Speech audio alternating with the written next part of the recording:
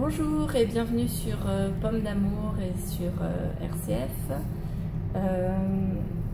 Je suis accompagnée aujourd'hui d'Olivier Rigucci qui est clinicien aquatique. On est à Saint-Victor, à quelques kilomètres de Montluçon. Et Olivier Rigucci va nous expliquer un petit peu ce que veut dire par exemple clinicien aquatique et ce qu'il a créé de toutes pièces et qui vient d'ouvrir il y a peu de temps. Alors, tout d'abord, bonjour. Oui, clinicien aquatique, c'est basé sur la clinique aquatique, c'est-à-dire sur l'observation et l'analyse clinique de ce qui se passe dans le milieu aquatique d'un point de vue relationnel, émotionnel et gestion de ces éléments dans la relation. C'est une activité qui est basée sur des théories psychanalytiques, basées sur les concepts de holding, de handling, de Winnicott,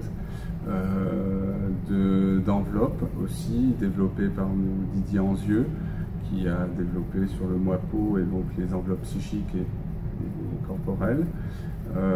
L'eau est un lieu hyper favorisant justement pour travailler sur toutes ces enveloppes et retravailler l'émotion y afférente et qui permet justement de restaurer un lien avec soi-même et avec l'autre et l'environnement. Donc, oui. vous avez pour faire ce travail-là, ce métier-là, vous avez donc créé un centre tout nouveau, tout neuf, qui s'appelle IFRT Psyam. Est-ce que vous pouvez nous décrire déjà la signification de ce sigle? Donc l'IFRT Psyam, c'est Institut de formation et de recherche dans les thérapies psychocorporelles aquatiques et dans les massages esthétiques. En effet, le centre il est dédié donc en premier lieu à la formation continue professionnelle pour adultes, notamment des professionnels de la santé en ce qui concerne les thérapies psychocorporelles aquatiques, et aussi pour les professionnels de l'esthétique et du bien-être, donc tout ce qui est massage bien-être, qui sont réalisés par ma femme. Le centre aussi est dédié à la thérapie aquatique en individuel ou pour les parents, les enfants, le travail qui peut se travailler, le lien qui peut se retravailler dans la relation parent-enfant, et puis tout ce qui est bien-être, avec le massage bien-être et la prise en charge globale de la personne dans son bien-être, d'un point de vue massage, mais aussi aquatique avec des bains thérapeutiques ou des accès piscine dans une eau à 34 degrés. Voilà, le centre aussi est dédié à la recherche, puisque les thérapies psychocorporelles aquatiques font l'objet de travaux de recherche pour ma part depuis plus de 10 ans, basés sur le travail d'enveloppe et notamment de draps utilisés dans le milieu aquatique. Draps qui sont utilisés pour d'autres thérapies, utilisés largement en psychiatrie, mais que moi j'ai détourné un peu l'utilité pour travailler dans le milieu aquatique de manière différente et pour obtenir des résultats différents justement aussi. Le but du travail et de la recherche va se consacrer justement autour de l'enveloppe et donc du coup de travailler l'outil thérapeutique et des concrétisations vraiment très pratiques de cet outil-là dans les thérapies aquatiques. Donc toujours basé sur le principe d'enveloppe psychique et corporelle développé par Didier Anzieux. Donc les personnes qui viennent vous voir viennent parce qu'elles ont une problématique à régler, alors soit de manière individuelle, soit seule, soit on parlait tout à l'heure d'aquaphobie également. Oui, donc là ça peut s'adresser effectivement à des gens qui ont des problématiques liées à l'eau, clairement des peurs de l'eau, des difficultés à être avec l'eau. Le but du travail ici est justement de réapprivoiser le milieu aquatique et l'envisager sous une autre façon, un autre regard. Et vous êtes justement accompagné dans toutes ces étapes-là d'apprivoisement du milieu.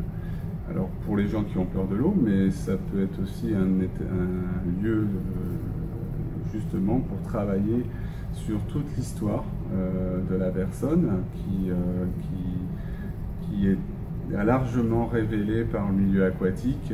Quand on s'immerge dans l'eau, on y vient avec son histoire et cette histoire se délie progressivement et vous êtes accompagné par moi-même dans le milieu à toutes les étapes de ce dénouement et vous êtes accompagné par la parole et par la gestuelle et par la libération justement émotionnelle et justement on donne du sens à tout ce qui se libère de l'histoire.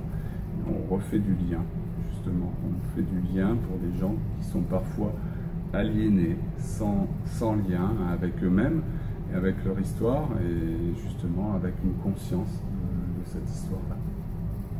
Donc quand on vient, on est pris en charge jusqu'au bout, c'est-à-dire que s'il y a des choses qui ressortent ou qui ressurgissent en nous, vous allez nous accompagner pour ne pas rester en suspension avec certaines émotions, par exemple? Tout à fait, tout à fait. Quand l'eau favorise justement largement l'émergence, je dirais, de l'émotion, cette émotion, je l'accompagne avec vous.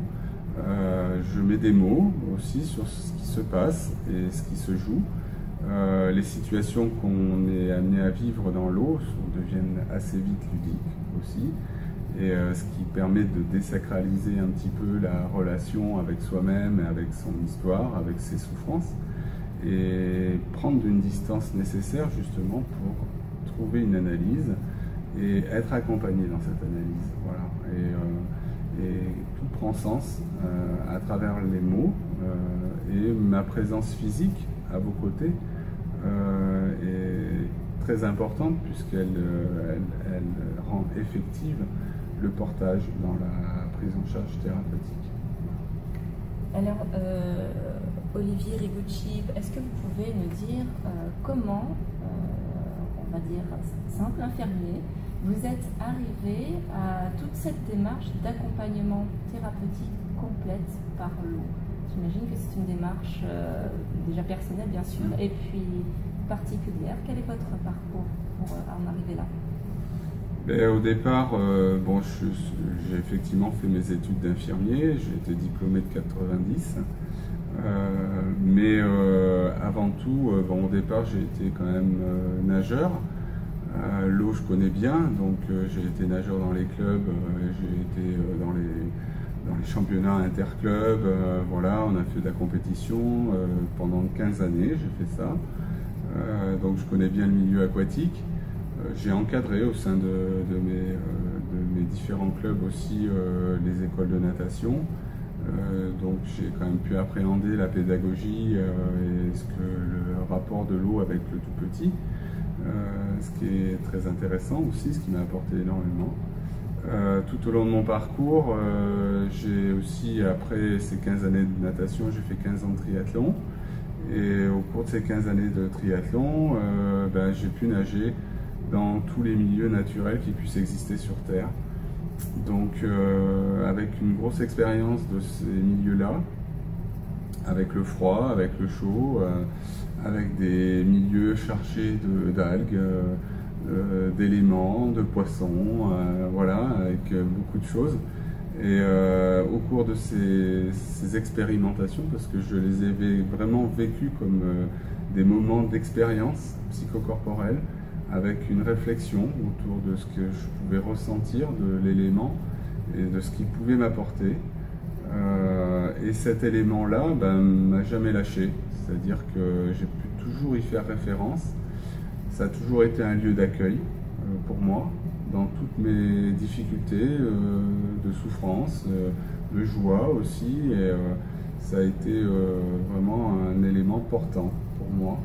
Donc je me suis dit que dans ma profession, on en revient à l'infirmier, Pourquoi l'eau? Eh bien, l'eau fait partie prenante de notre métier, puisque on est dans la toilette, on est dans l'accompagnement de la personne, le portage aussi, et je ne pouvais pas ne pas utiliser cet élément dans la relation.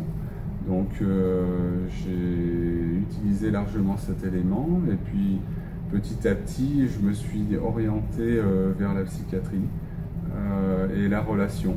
Et j'ai approfondi justement l'aspect relationnel, l'être humain avec son milieu, son environnement. J'ai été formé à Paris, dans le 11e, dans un organisme de formation qui m'a apporté tous les enseignements psychopathologiques, techniques et tout ce qui était lié à l'eau. Donc balnéothérapie, enveloppement humide en salle, accompagnement en piscine, enseignement psychopathologique.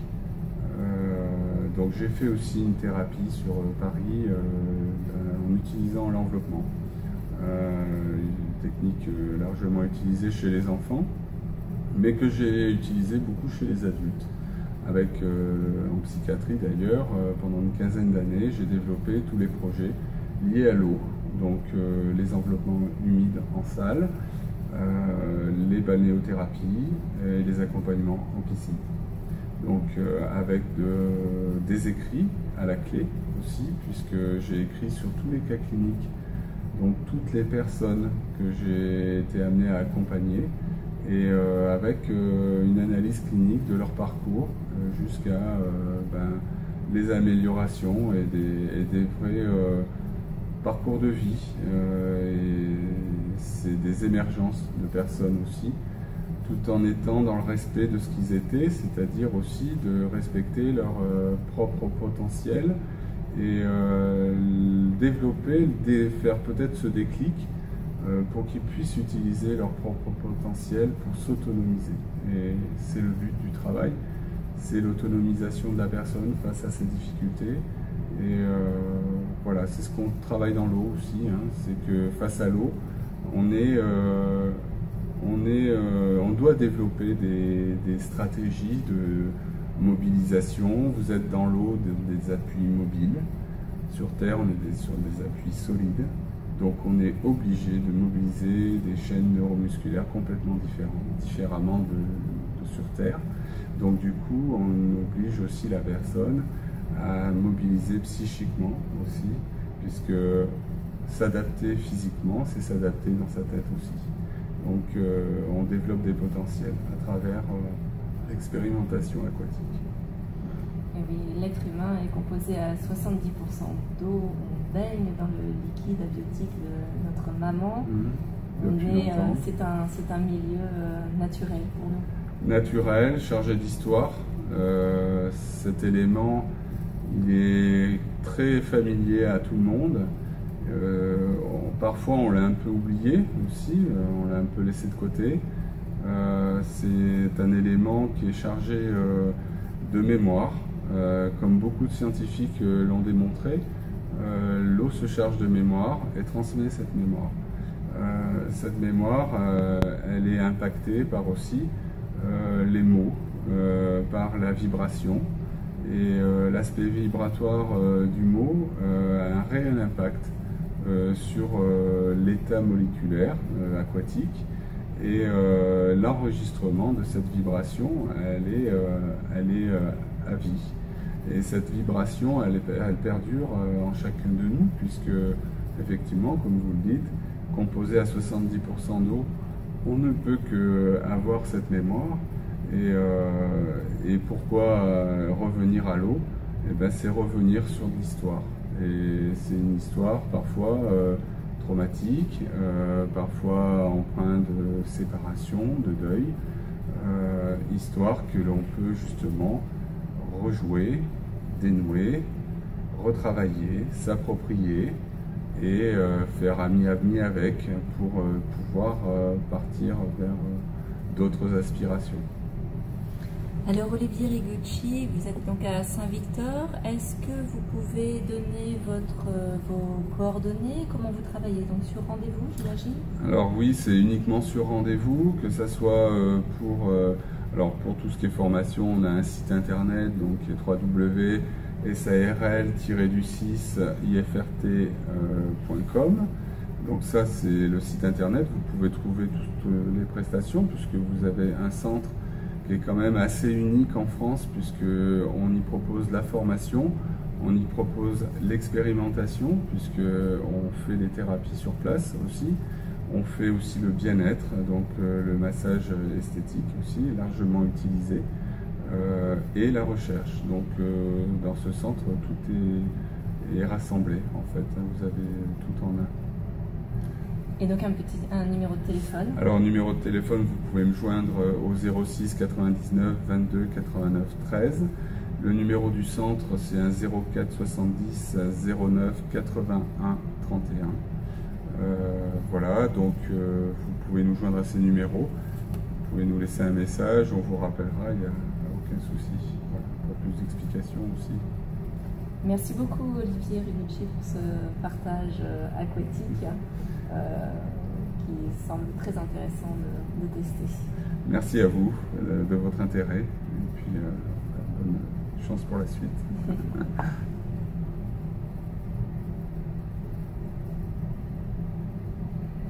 Donc voilà, c'était Olivier Rigucci. Donc on continue de tourner. Je vais vous montrer un petit peu l'installation de son site.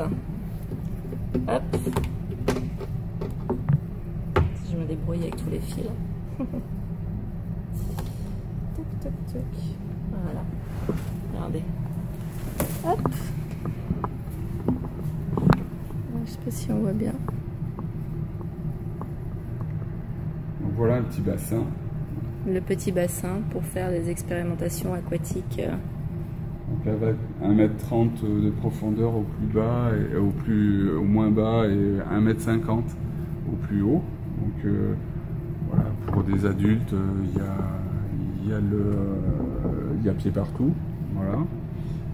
L'eau elle est à 34 degrés, donc ce qui est quand même un avantage énorme puisque du coup, il n'y a pas de déperdition calorique dans le travail, même si on est dans des travaux statiques. Voilà. Super. Bon. Voilà. Bon, mais c'était Olivier et Stéphanie pour Pomme d'amour. On vous souhaite à tous une belle journée, une belle découverte de pratique. Et puis n'hésitez pas à contacter. Je marquerai le petit lien, le site à la fin de la vidéo. Voilà. Belle journée. Belle journée, merci à vous.